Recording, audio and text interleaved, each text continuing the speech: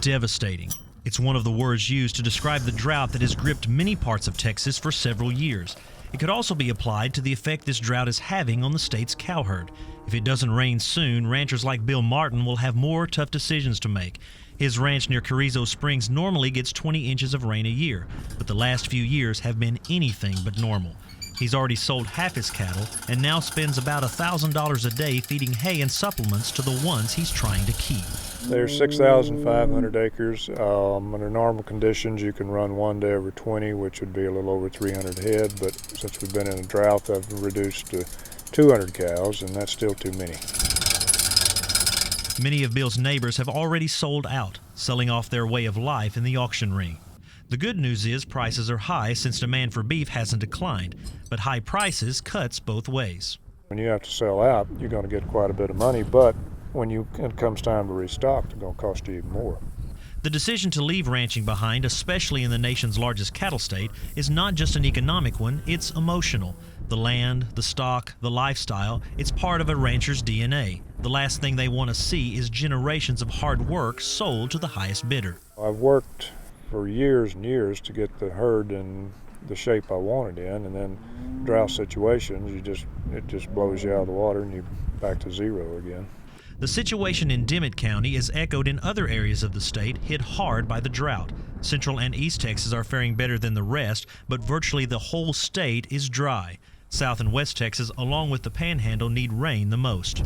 Cattle ranchers, first and foremost, they're grass farmers.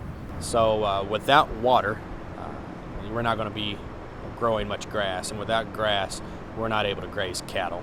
Those like Bill who are holding on are looking at all options. Everyone has cold, but ranchers are also managing the forage they have left more closely. More hay is stored than ever before, protecting it from the elements. Some have even sent cattle out of state where there's more grass.